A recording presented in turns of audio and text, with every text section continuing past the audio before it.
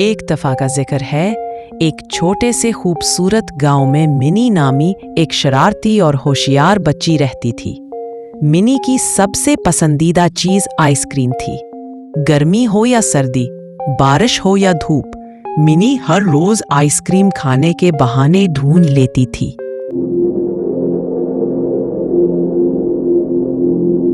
एक दिन गांव में एक अजीब व गरीब आइसक्रीम वाला आया।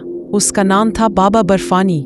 बाबा बर्फानी की गाड़ी रंग बिरंगी रोशनियों से सजी हुई थी और उसमें लकड़ी के एक बड़े डब्बे में मुख्तलिफ रंगों की आइसक्रीमें थीं। लेकिन खास बात ये थी कि हर आइसक्रीम के साथ एक नन्हा सा जादू छुपा था। मिनी ने जैसे ही बाबा बर्फानी की गाड़ी देखी, खुशी से उछल पड़ी। वो दौड़ती हुई आइसक्रीम खरीदने गई। बाबा बर्फानी ने मुस्कुरा कर कहा, बेटी, ये आम आइसक्रीम नहीं, जादुई आइसक्रीम है। जिस रंग की आइसक्रीम खाओगी, तुम्हें वही जादुई ताकत मिलेगी। लेकिन याद रखना, इसका सही इस्तेमाल करना। मिनी ने सोचा, क्यों ना नीली आइसक्रीम ली जाए। जैसे ही उसने नीली आइसक्रीम खाई, उसके हाथ में रोशनी की छोटी छोटी चमकती लकीर बनने लगी। वो हैरान हो गई। ये क्या, मेरे हाथ से बिजली निकल रही है। मिनी ने खुश होकर कहा। अब मिनी ने सबसे पहले अपनी बिल्ली मिशो को उड़ाने की कोशिश की। जैसे ही उसने रोशनी की लकीर बिल्ली की तरफ की, मिशो हवा में तैरने लगी। बिल्ली घबराकर चीखने लगी, मियाओ मियाओ। मिन्नी जल्दी से जादू वापस लेने लगी, मगर अब उसका जादू काबू से बाहर हो गया था। इतने में बाबा बर्फानी वापस आ गया।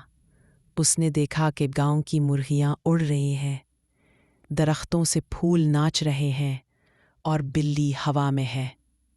बाबा बर्फानी ने कहकहा लगाया और कहा, मैंने कहा था ना बेटी, जादू को सोच समझ कर इस्तेमाल करो। बाबा बर्फानी ने अपनी जादुई छड़ी घुमाई और सारा गांव फिर से ठीक हो गया। मिनी ने शर्मिंदगी से सर झुका लिया। बाबा जी, माफ कर दे, मैं दोबारा कभी शरारत नहीं करूंगी। बाबा बर्फानी ने हंसकर कहा, बेटी, जादू का मतलब मजा और मदद होता है, शरारत नहीं। फिर बाबा बर्फानी ने मिनी को एक और आइसक्रीम दी। ये सुनहरी रंग की थी। ये आखिरी जादुई आइसक्रीम है। अगर तुम उसे नेक काम के लिए इस्तेमाल करोगी तो हमेशा खुश रहोगी। मिनी ने वादा किया कि वो आइसक्रीम से गांव के लोगों की मदद करेगी। उसके बाद बाबा बर्फानी अपनी रोशन गाड़ी लेकर आगे बढ़ गया और मिनी अपनी आइसक्रीम लेकर हंसते खेलते गांव की तरफ चल पड़ी।